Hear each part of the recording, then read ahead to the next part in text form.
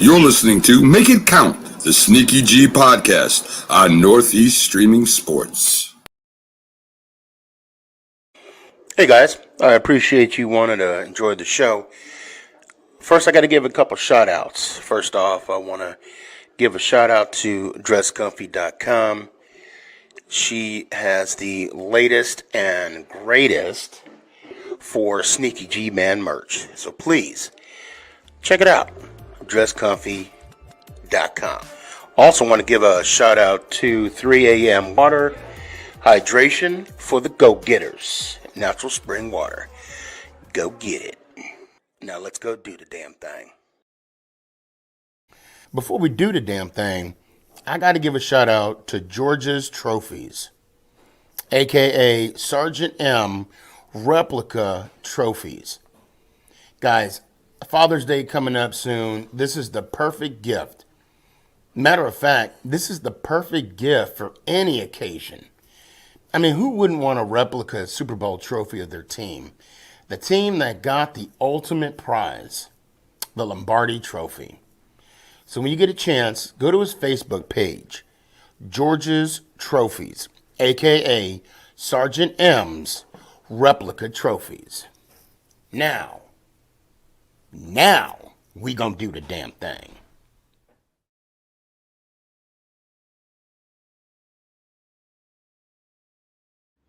Is this thing on? It's your boy Stefan, a.k.a. Sneakyg, bud.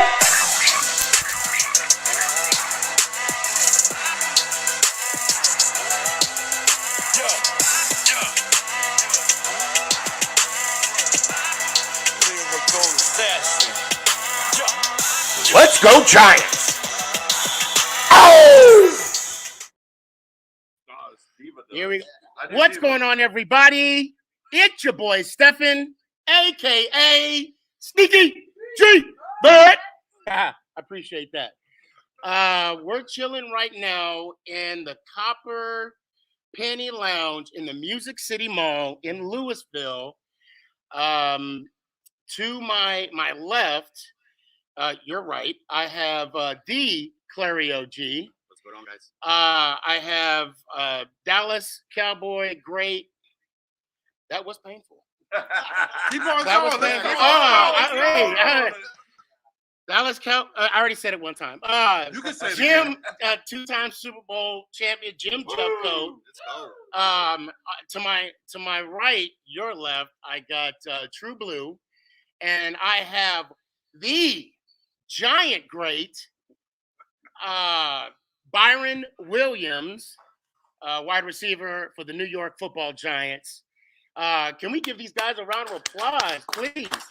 I mean, they're here, on their own time, and I appreciate that. So we got a game tomorrow. Yes, we do. Yes, we do. We got a game tomorrow. We'll get into our predictions and whatever in a little bit, but first we'll go down the roster real quick. But before we get started, I want to let everybody know here that there is a raffle going on immediately after the show. Please go check Mama Boss at the table. All right, now let's get into business. Now let's talk about the state of the teams. Okay, for the Dallas Cowboys. Clary, we'll start with you. What, as of the 4 games we see right now, what is your impression of the state of the Dallas Cowboys? Well, last time I sat down with these fellows, I talked about Trayvon Diggs and what he's brought to the defensive side of the ball. It's pretty awesome what he brings to the team, and you can see he's become a star instantly. And that's kind of scary in a way, and that's good in a way. But I like how they're playing. Dak's a top 3 MVP candidate right now, according to Vegas, which hey, that's my boy right there. You know that. But yeah, I'm impressed with everything as far as that goes. Defensively is what's really stood out for me though this year so far on that side of the ball defensively. Jim? Well, I feel that with these teams there's a lot of similarities, but obviously Dad is playing at a high level.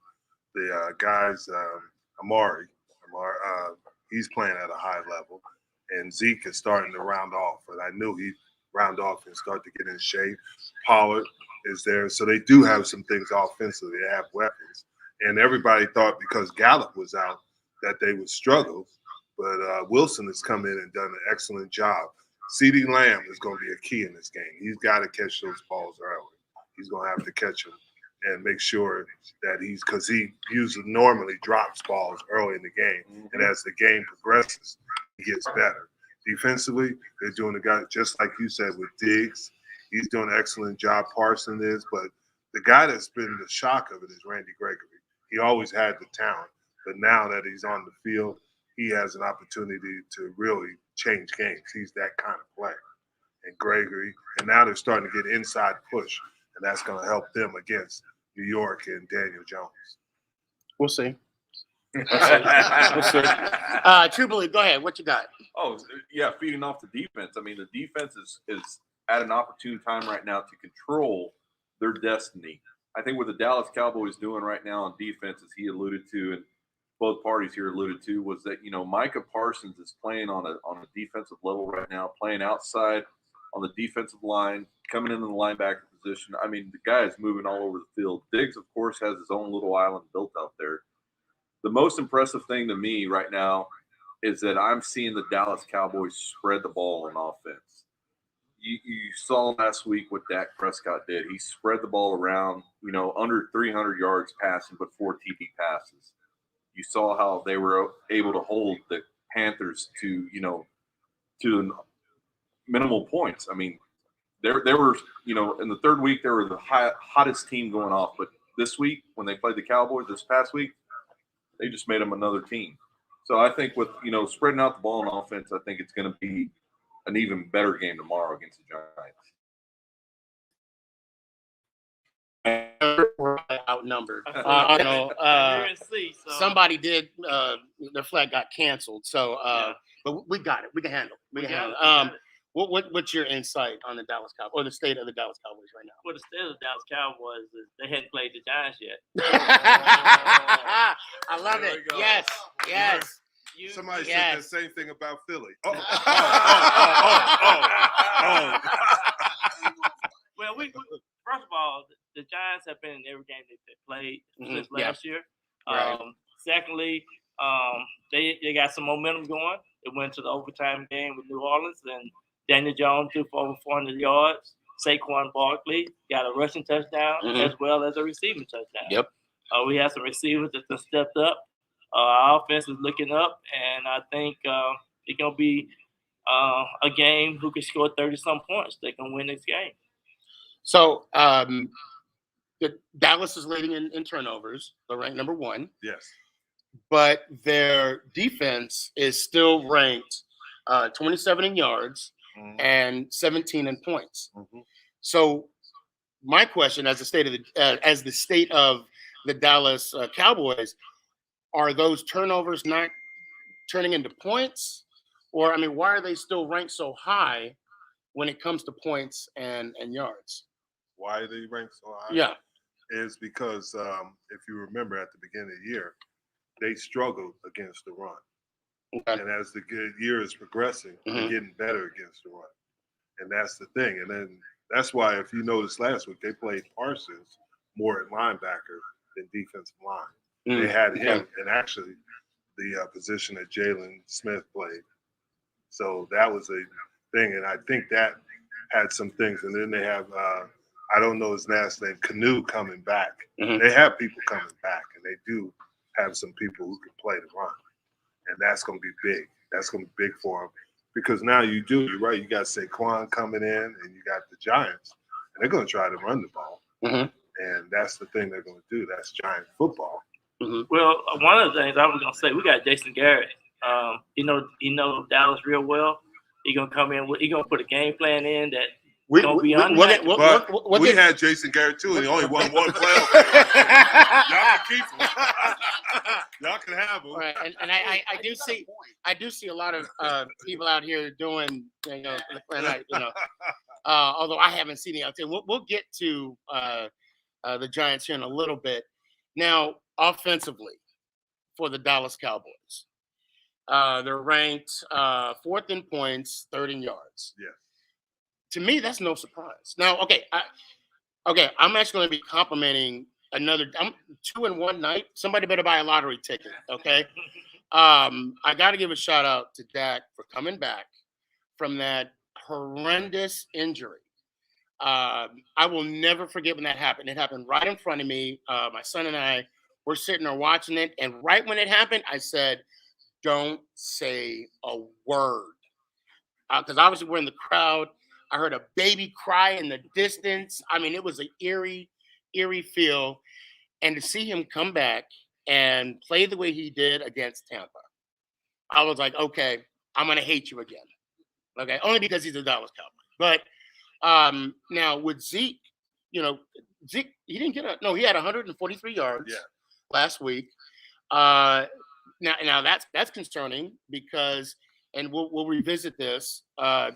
Tatum Hill, he torched us. 2 running touchdowns. A backup quarterback. I don't think you heard me. A backup quarterback torched us for 2 rushing touchdowns. He is. He is. And the reason I but say but that, he's no Zeke. Yeah, and no, he's no, no he Punk. isn't, That's what I'm but, trying to get at. He's like 40 years old. So he used to be my youth. So he's been playing. No, but he is unique in that he plays receiver, he plays quarterback, he plays he's on special teams. Yes, yeah. And things of that nature. So he is a unique quarterback. And that's the thing you got to realize. There are very few quarterbacks. Obviously, the Cowboys don't have a quarterback like that. I don't think they would put that in that position. Well, and don't get me wrong. I mean, he is a plug-in, and he is an athlete. I'm not going to take that away from him. But what I want to emphasize is he's not, like I said, a Zeke. Yeah. He's not a running back. He's not a running back specialist. So there is some concern in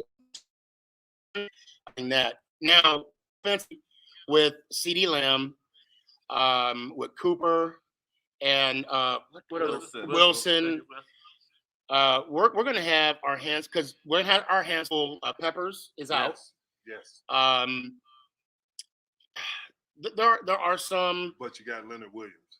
Yes, we do. Yeah, and he's change games. He can, and he's actually coming out and doing his thing.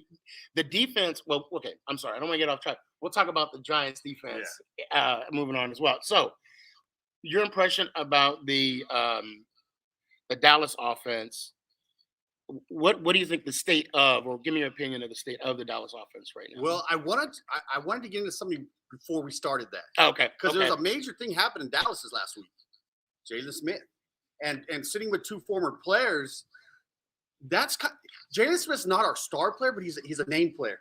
And from what I understand, he's real good in the locker room for the community. Yeah. Does that make an impact during the early season like that? The Cowboys are on a run, playing good football. And do you think that makes some kind of an impact in the locker room? In my opinion, it really doesn't. It's not. Jalen is a good person, and he does a lot in communities. But this is business, right? This is not. That's the reality of it. It's you had to make a business decision. They went to him and said, "Hey, we will keep you at your salary this year, but you have to give up that guaranteed of 9.2, and that was the difference. Oh, we gotta let you go. We can't take that because it's such a big salary cap here. Yeah. And then if you understand business, you understand that. Is it right? No, because he was a good leader and he was good in the locker room and all the things that you said. But it's just the reality of business today with a salary cap. Yep. And that's just unfortunate. But he landed on his feet. He's with the Green Bay Packers, and I'm sure he'll be successful there. So that $9.2 million that you're talking about, it's that guaranted injury clause that he had in his contract, and that's what contributed. And they wanted him to avoid that, but in his opinion, I wouldn't have avoided it. Because that's ridiculous. Because he had a horrific injury in the bowl game, and that is something. And they gave him that contract, so why should he change it? Right. And I understand why he didn't. Because he's going to get his money this year, but now he's on a 1-year deal at Green Bay, so obviously he's going to have to perform to get another contract.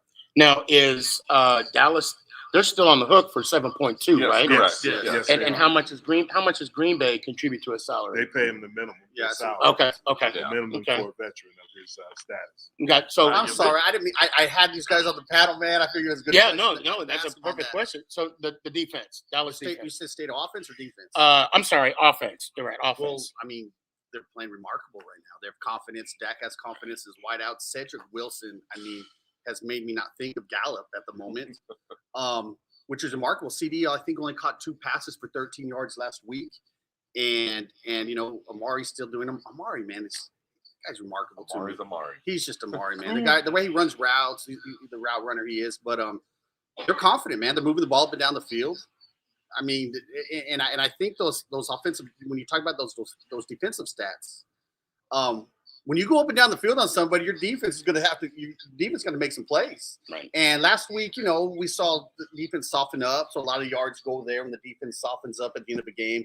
Cowboys were blowing out. They were blowing out.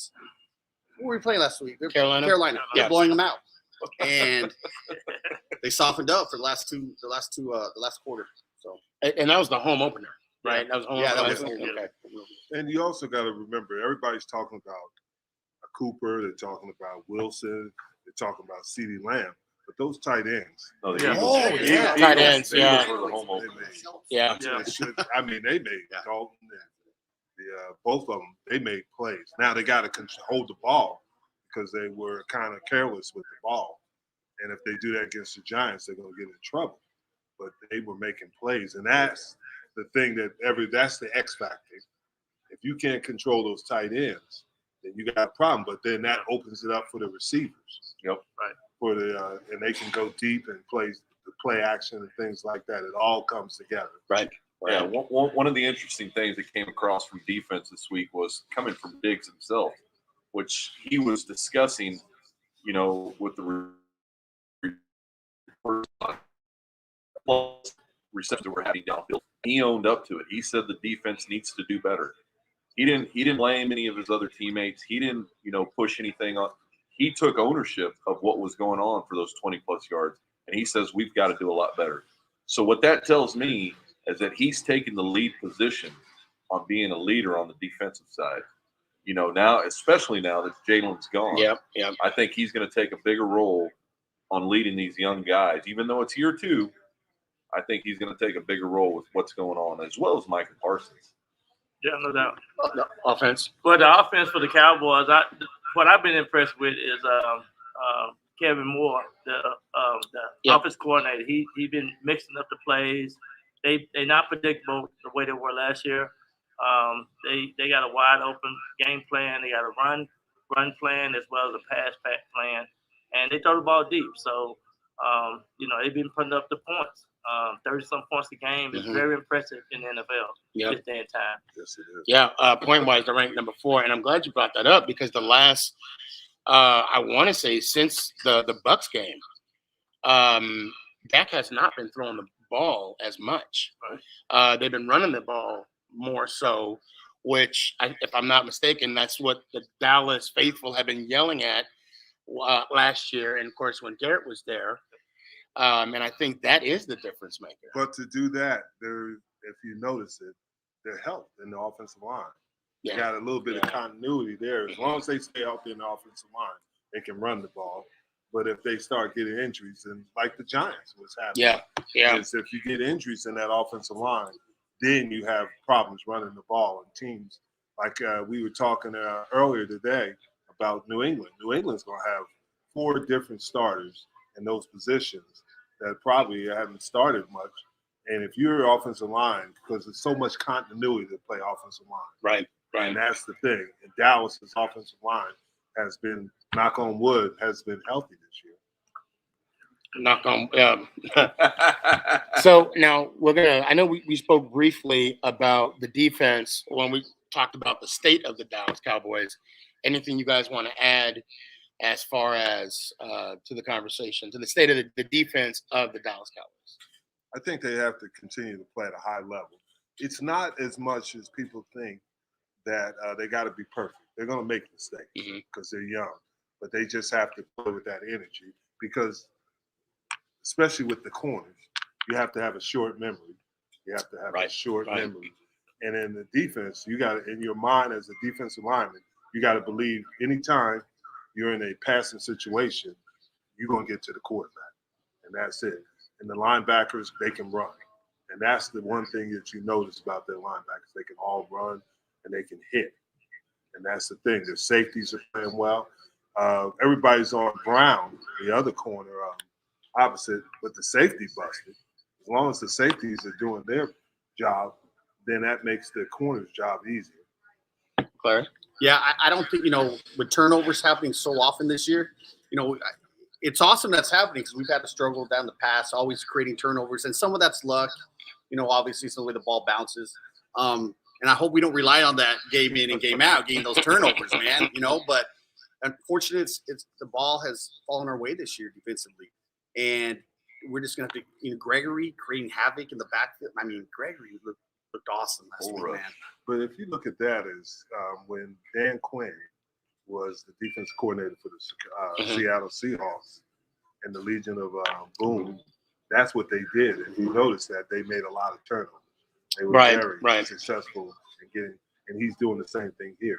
Quinn might have not been a great head coach, but he is a very good defensive coordinator.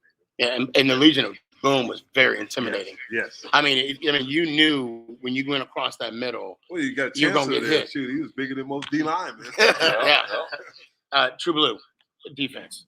Defense, it's we're playing a lot better.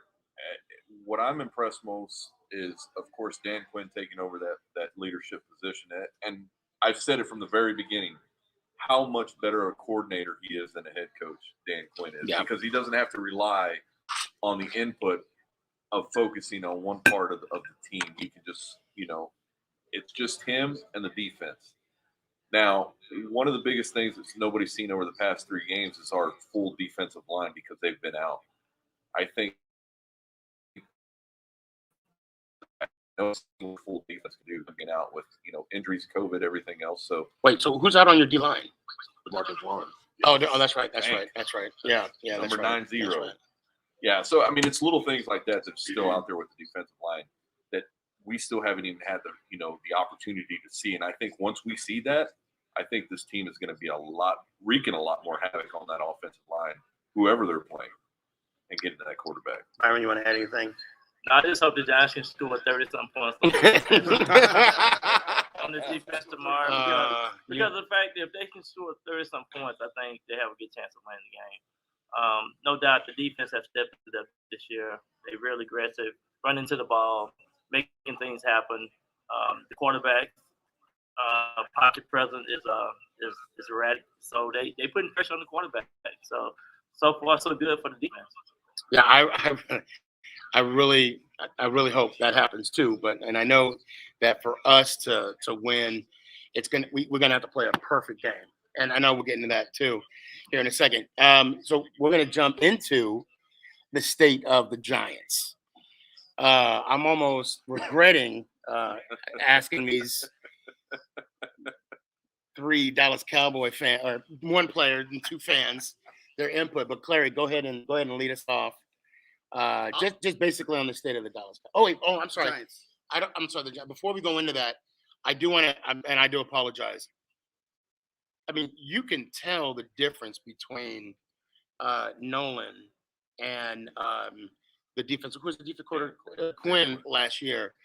Is it the schemes, or was it, or was the schemes confusing, or did he not have the right personnel? Well, what happened was Nolan was at San Francisco, and they ran that 3-4, and I've coached there 3-4, and it's you need big guys in there. It takes big man's defense to play what they wanted to play because of that style. You got to have big linebackers because they take on a lot of blocks. Dan is similar to what Marinelli originally wanted to run at the Cowboys, and it's a more of a aggressive defense. They're moving in upfield, and they give those linebackers a run, and they're getting off of blocks. Where the kind of defense that Mike Nolan ran, they wanted those linemen to hold the blocks And those linebackers have got to be strong. That's why they're so Okay. big. And they have to be able to take on those offensive linemen, which is difficult because they're always going to be outsized. So that's where Quinn gets it. He can get these guys moving, and he gives them a little bit more freedom in the front sevens. Okay, that makes sense why Parsons was picked when he Yes, wasn't. yeah, Okay, yes. But they also flex him out. I mean, they put him on the line. They put him at middle line or at linebacker. Yeah, they move around, and you can do it in that kind of defense. We'll see. Because they're not getting their edges. They're Mhm. playing edges. It's similar to what Jimmy Johnson did when he first came in the NFL. We were edge players. Mhm. Where I had played in the flex, which is a lot of similarities to the 3-4, but you got edge players now. You can get on the edges, and that gives you the advantage because you can use your speed and you can use leverage against the bigger guys. So, okay, and then I'm going to ask you, and I'll ask you this as well, Byron. What is your favorite defense, a 4-3 or 3-4? The coach is a 3-4. The play in is a 4-3. Okay, all right. Offensively, what offense do you like running? Well, spread offense, man. I was gonna. Okay. Spread offense. Okay. I just had to get that off my chest. Okay. So now on to the Giants. Go ahead, Clary. I mean, What you got? okay, going into the year, the talk was about the Giants defense. Yeah. Obviously, they got people coming back, and what we've seen is the exact opposite almost. Their defense hasn't lived up to last year's expectations going into this year. And then you flip the ball into the offensively. We've talked a lot over the last year about Daniel Jones. We have. Yep. I think he was a good NFL quarterback. I still, it's his third year. Yes, this is So, yeah. usually we can tell by year 3, and he's been playing a lot. Daniel Jones looks okay to me. Yeah. He looks like he's taking the next step forward. He's got Galladay now. He's throwing the ball around. And Tony, the Tony, number 1 pick. Yeah. You still got your tight end. I don't even want to say his name Yeah, around. Sneaky. Yeah, I which I voted for the Pro Bowl Yes, we last year. talked about- I will confess my sins. Hey, Go ahead. Danny Jones also leads the team in rushing, right? Yeah. So the guy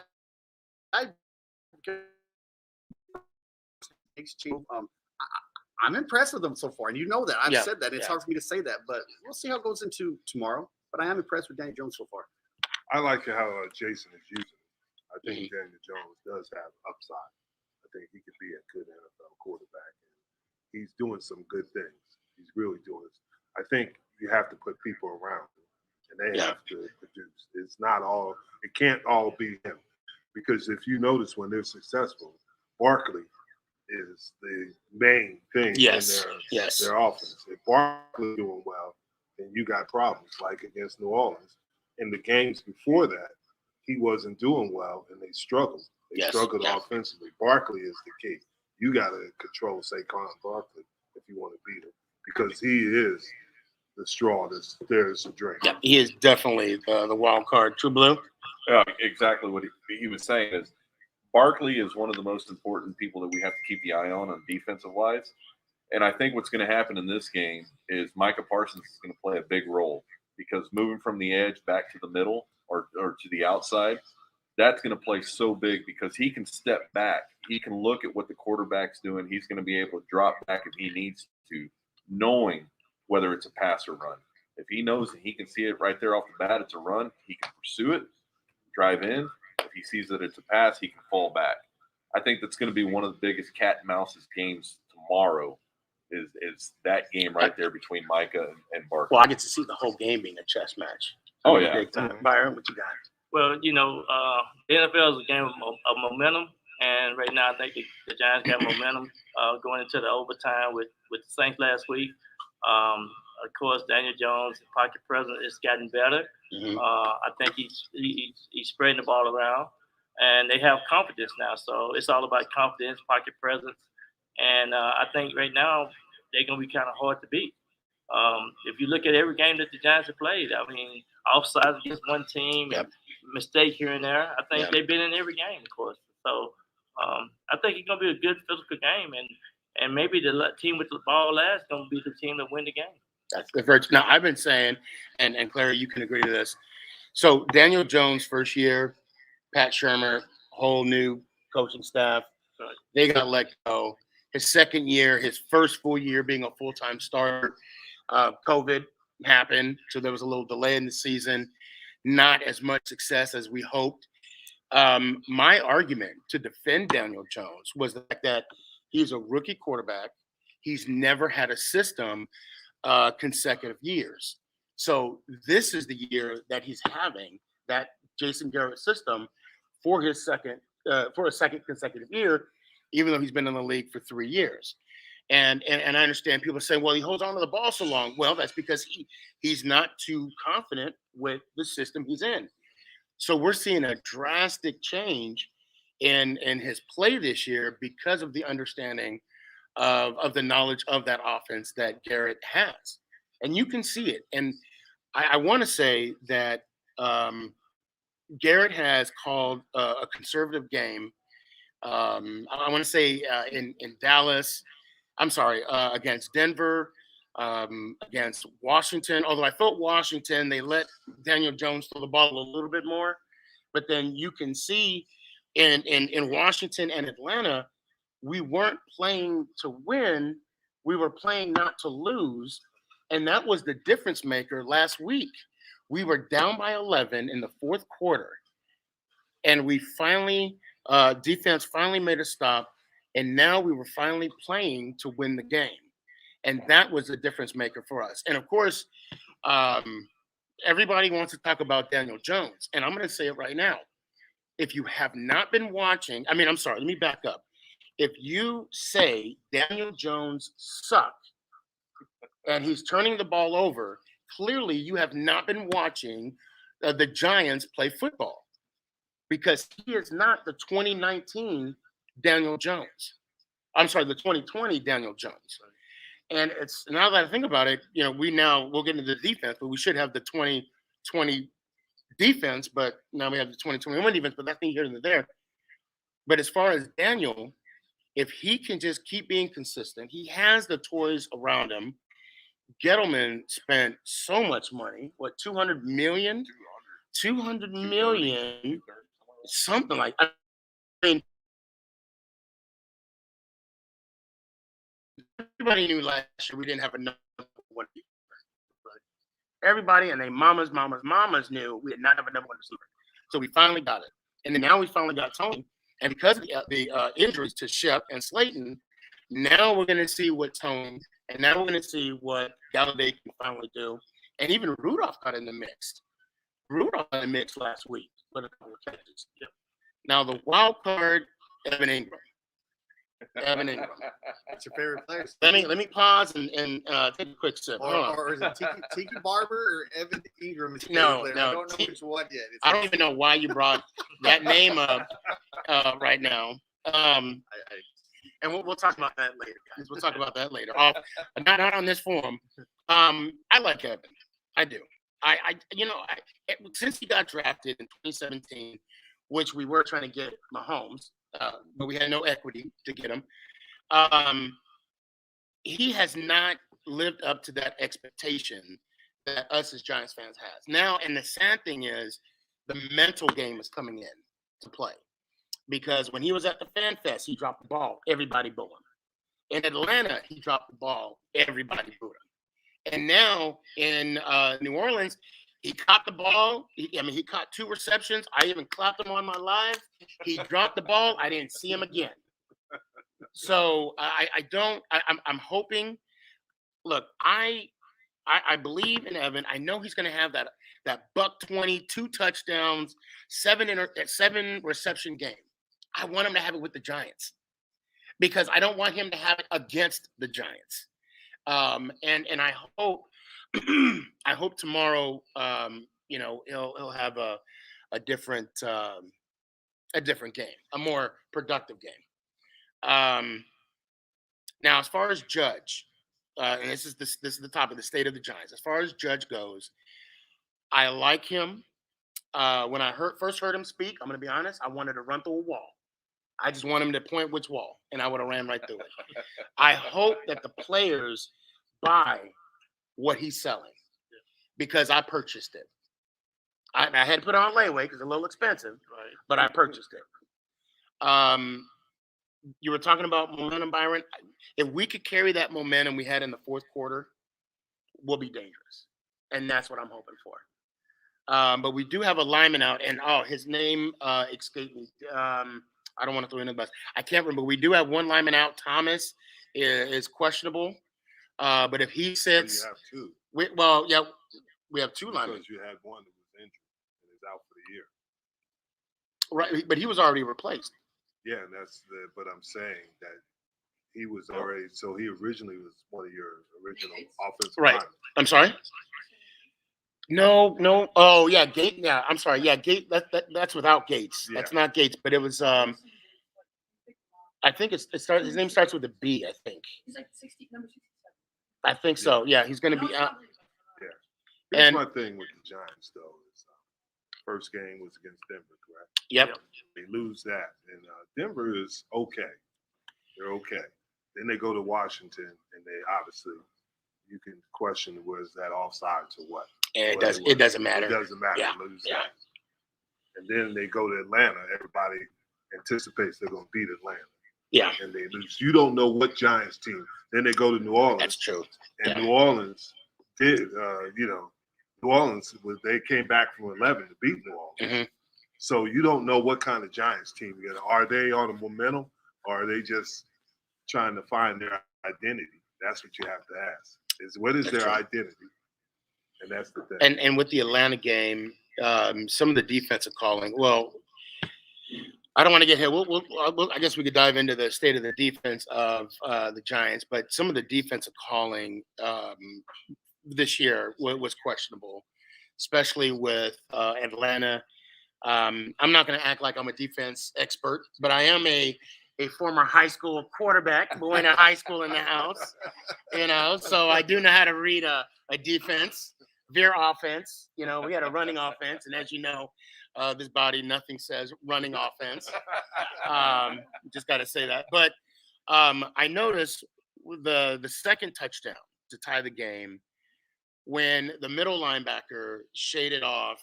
I guess he was mirroring the running back. It left the middle of the end zone. I saw that, and I said, "What are we doing?" And then, of course, there was the running back. No, I'm sorry, it was the tight end that caught the pass to tie the game. And offensively, that offensive drive we had when it was tied 14-14, it was a conservative play calling, and which led us to give up the ball. Atlanta drove down the field, kicked the field goal. So, which is frustrating because last year, yes, we were 6-10. There were 6 games that we lost within 8 points, 7 to 8 points. Now we can argue, say, if Saquon wasn't injured, it would have been a different story. But I don't want to fall into that same category that we did last year. I don't believe in moral victories. I actually had a Dallas Cowboy fan say after week 1, "Sneaky, we lost better than you." What does that mean? Oh, man. What does that mean? Anyway, I digress. Shout out, Kurtz. So yeah, that's the guy that said that. But anyway, so Giants. Defensively. Well, you are what your record is. You're 1-3, man. To me, that's because of your defense. Like we talked about earlier, Daniel Jones seems to be playing pretty good, moving the ball up and down the field. I didn't watch the last 2 Giants games. I think last week's coincided with the Cowboy game. Yeah, so I did. when the Cowboys are on, I watched the Cowboys. But so I think I just caught highlights of what you told me. But you're 1-3. To me, I'm not worried about this game tomorrow. I'm not. I'm glad the Giants are coming off a win. I want them to confidence a little bit high walking into Cowboy Stadium tomorrow, AT&T Stadium tomorrow. So I'm not impressed with it. They're 1-3. We're 3-1. We play tomorrow. We'll go from there. You are what your record is. Could be 3-1. Go ahead, Jim. Go I ahead. could have been president of the United States. Thank you.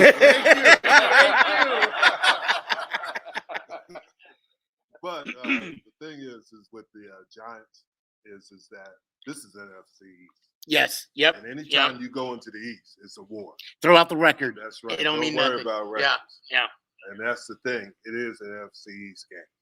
And it's going to be a tough physical game. I don't think it's going to be a blowout. I think it's. I hope not.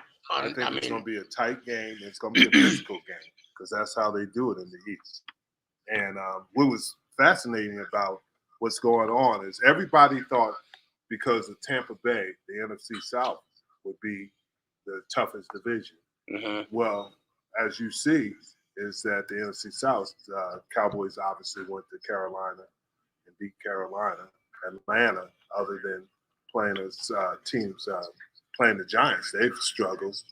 And then New Orleans, they got a very serious identity crisis. They don't know if they want to be good or bad. Right. So that's the thing. And I think the Giants are Daniel Jones is playing pretty well. I think he's doing what he's asked to do. I think Saquon Barkley is the one. If the Cowboys can control him and not let him take over the game, they got a good chance of winning the game. And that's the thing. It is an NFC East game. You better be ready to play. True Blue. NFC is always a tough decision. I'm not going to say, it's going to be a blowout or anything like that because it's never like that. One thing that always has me is it's the NFC East, always a tough rivalry. My thing is that I believe the Giants still haven't found out who they are, and that comes from the coach to the offensive coordinator to the defensive coordinator. Now, what they allowed last week with New Orleans, I believe New Orleans still hasn't found their identity, whatever that may be. But the New York Football Giants are as a young team with a third-year head coach. This is the second year. Yeah, second-year head coach are still trying to find themselves. And I believe that with Jason Garrett sitting on the other side, things are not the same as he was when he was here with the Cowboys. Nowhere near the same. The defense is different. The offense is different. Even with Kellen Moore sitting behind there, he has more freedom to do what he wants on the offensive side of the ball. The Giants are going to try and play like hell in the first quarter, second quarter maybe. And that's why I say maybe, because once they find it, I understand they came back in the fourth quarter against New Orleans. But I think from a standpoint of the defensive position that the Cowboys are going to start, as long as they keep that eye on Saquon and Micah Parsons. So I'm just going to be okay. Byron, you played under Coach Parcells, right? Do you see a little bit of Parcells in Judge? Yeah, he's very he's player oriented, and I think he can get some response out of his players. And I think they're at the point of where they can continue to mature the players as well. We got 2 100 rated players with Leonard Williams and Bradbury, defensive back. We got those players. So if those players continue to step up and be leaders, I think the Giants defense can really improve because, you win championship with your defense. And so I think if the defense can start stepping up a little bit more, of course, special teams can play good. We can't keep shooting ourselves in the foot. I think with that being said, like I say, you got to play a perfect game in order to beat the Cowboys at Cowboy Stadium this weekend. So if they can do that, I think they can walk out here with a win. You were talking about a perfect game. That's so true. Right when you said that, I started thinking about Atlanta and the missed opportunities that we had with Jackson and Bradbury dropping those interceptions. Right. Those were costly. I mean, anytime we need to make anytime we can make a play, we need to capitalize on those opportunities. And you're right, we do got to play a perfect game. If you think about Trayvon Diggs, he 5 interceptions in 4 games. He have been the difference maker with the Cowboys, getting them the momentum. If Bradbury can step up and play like him, and he's rated up there with him, so why not? Just got to have a couple of players to step up. So Diggs, let's talk about Diggs for a second here. I know we talked about in the beginning. Is he one of the top 10 cornerbacks in the league? Well, he practiced against his brother in the offseason. Yep. And his brother's a top 5 receiver. Yep. So he's getting to practice against one of the best receivers in the league. And I mean, shoot. And his brother's telling him some things. Yeah. I'm guaranteed you. Yeah. So that's why he's accelerating so fast. Because he knows this and he understands how to play football and how to be a pro. Because he's saying, hey, this is what they're trying to do. to sit out there. You know, brothers. Right. Of So course. I think that's helping him become a better player because I can't wait for them to play against each other. That'll be Clary. I mean, Trey Diggs. just stats wise, yeah, man. I mean, it's a matter of time before we go into maybe games 8, 9, and 10 when you start saying, do we not throw to that side of the field anymore? I mean, that's when we're going to see. That's when we're going to decide, is this the guy that, I mean, not compare him to, but we all remember Deion Sanders shutting down sides of the field. That's what I'm saying. I'm not comparing. No, I don't like to compare either. But that's the next question: is he shut down? Do we throw away from him when we play? Do we adjust our offense because of this one guy? So, to me, right now, yeah, he's a top 10. I mean, he's a top 3 MVP candidate with Myles Garrett defensively right now, just because of the turnovers. Yeah, but one thing about Deion is Deion would tell you. He said, roll the coverage area. Right. I got this whole side. He's not there yet. He's good. He's going to be a good player, but Deion was a different kind of player. He could take the whole field. He could take a whole half of the field away from you. And you don't even have to, you could roll your coverage away from it. He knows why I'm pointing at him. We had a long talk about Deion about a year ago. We'll talk about that later. With a different forum. I wanted to bring it up, but yeah. He knows what I'm saying. Trey Diggs. So what? Top 10, top 5? Would you give him that? Oh, he's top 5 right now. Top 5, definitely. Yeah. Would you? I'll say top 5. So Ramsey, with the Rams. Yes, Jalen Ramsey. They created a different position for him. Mm-hmm. Do you see that being similar to Trey Diggs? It's really difficult to have corners because usually corners get comfortable playing one side.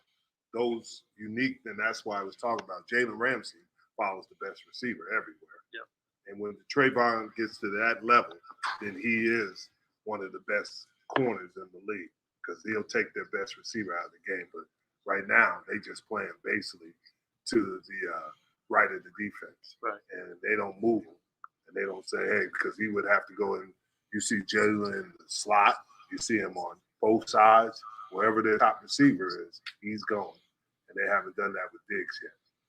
So I don't want to diminish Diggs's accomplishment. Of course, are down other options. Now, I didn't watch last week's game because I was watching the Giants game, but apparently a receiver fell, and he was there to receive the interception. He read that play? Yeah. Diggs read that play. He actually beat him to Yeah. I didn't. I'm just asking. I wanted to. Now, the other one he was in the right spot. He was in the right position. But he's an aggressive guy. What's interesting about Diggs is the way the game is played today, the receivers have the advantage because you can't touch him after 5 yards. What Diggs does is he can anticipate, just like you said, he can anticipate plays. And he can jump them. He's athletic enough to get there. And he's been playing against quality receivers being in Alabama. I mean, he's playing some of the best. Yep. And he played Devontae. I mean, he played him in college. Right. He knows these guys in every practice he's playing against top receivers. So he anticipates a lot, and he does it right. I mean, a lot of times he's right. Yeah, and anticipation and instincts is what you got to have as a corner. Yep. So in closing, I got in some hot water this week on TikTok. Okay. For You one, did this on TikTok? yeah. I did that red velvet challenge. All right. Kids don't. Some of y'all. Anyway, I don't want to.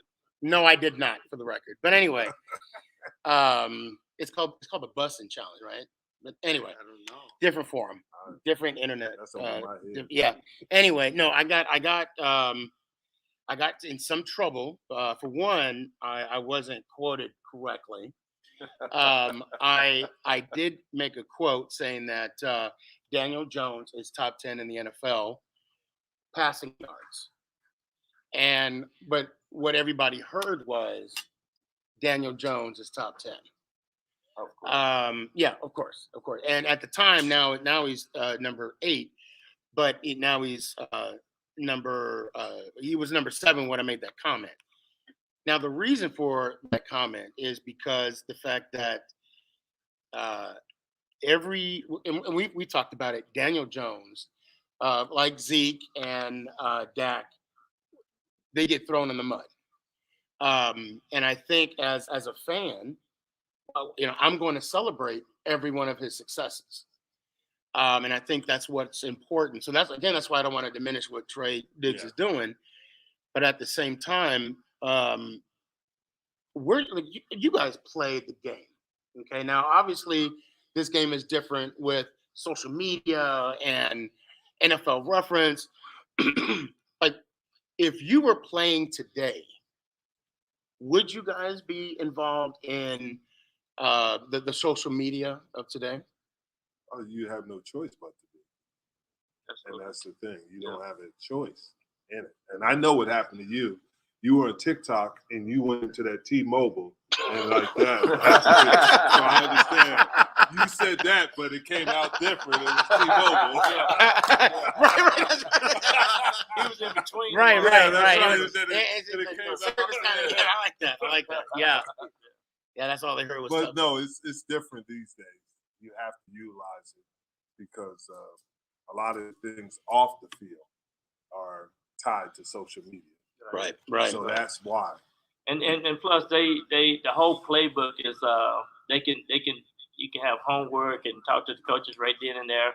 I got a couple of players that's in the NFL that I mentor, and they constantly talking to their position coaches and making sure that the game plan and everything is on point. So it's a whole different scheme of things. It is. Yeah. So. And the accessibility that fans have with players now. Yeah. I mean, it's just incredible. So we got 5 minutes left. Predictions. Let's go. I hear a lot of the NFC East being a tough, conference and interdivisional game. Cowboys will win this game, and they're going away in this game. It's going to be 34-13, Dallas. 34-13, Dallas. We did to the Eagles. That's the Eagles. 34-13. The Cowboys are -7 in this game as well. I don't know if you're familiar with the lines on that, but it's a pretty steep line in the NFL. Yeah, it is a steep line, but I think it's going to be Cowboys 34, Giants 28. Okay. I'm going to go with what I did say, 38-17. Oh, so wow. Well, I'm the only guy that I know that predicted the undefeated team that's playing in the NFL right now, the Arizona Cardinals. I predicted them to be one of the key players from day one. I'm predicting this game to be the Giants 36, the Cowboys 32. Yeah. See, that's what I'm talking about. You need to stop drinking. What are you sipping on over there? That's right. For me, it's going to be. I really believe that our Giants, the defense is going to step up. They're finally coming together. I think Pepper's being out. He got burned a couple plays the last 4 weeks. And I'll be honest and I'll be fair. I'll say 28-24 Giants. 28-24. I don't see a field goal winning this game, but I wouldn't be surprised if it will. So we got final 3 minutes. I want to thank you guys for coming out here. No, not you, Clary or True Blue. You're welcome. Actually, I really want to thank Byron for coming out. We're twinning right now. I don't know if you guys picked that up.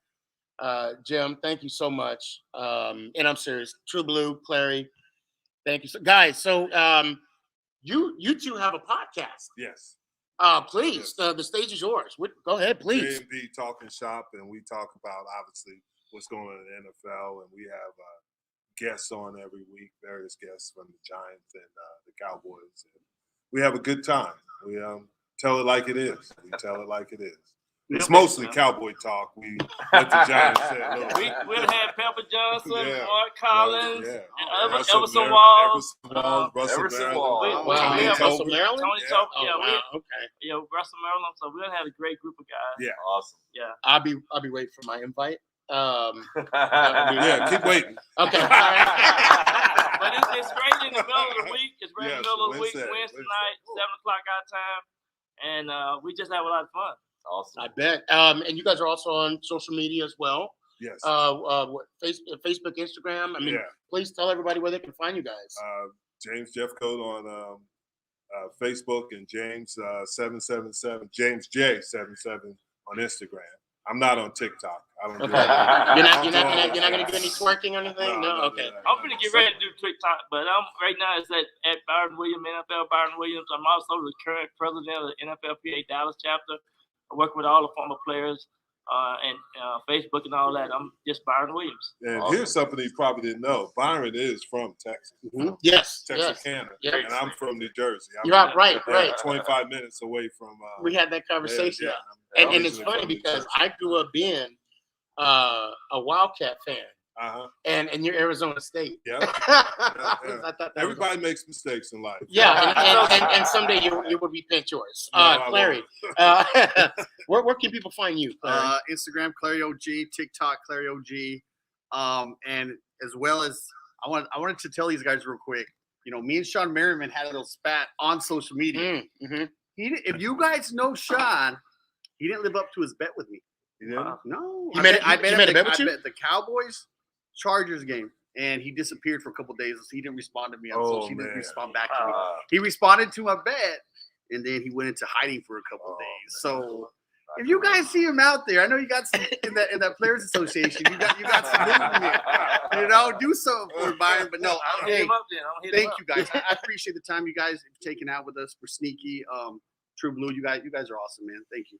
Where can we find you, True Blue? You can find me at True Blue Fan 1 on Instagram. It's same as for Facebook, or you can catch me with my PFUFA folks.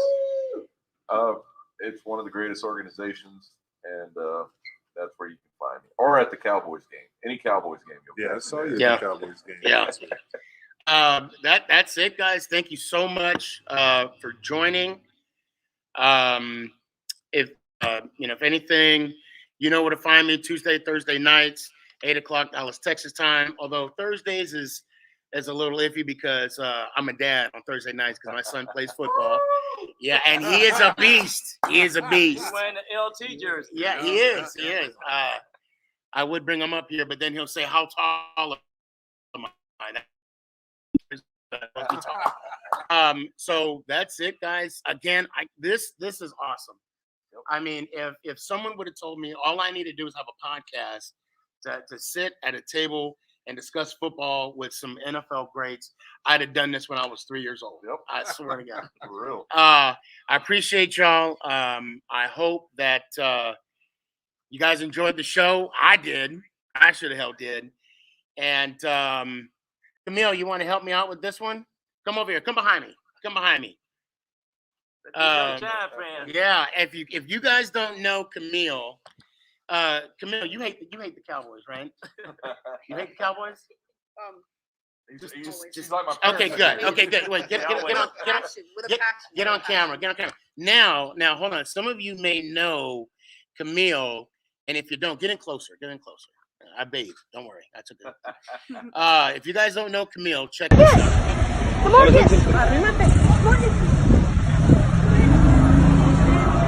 the right turn, sir.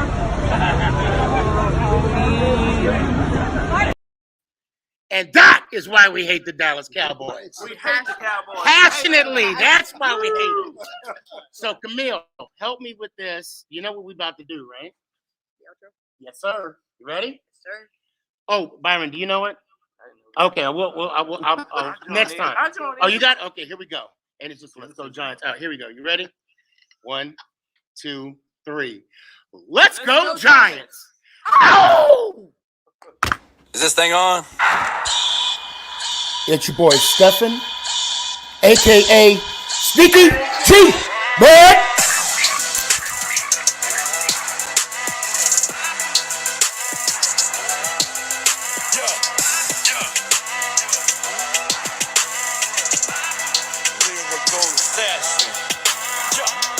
Let's go Giants!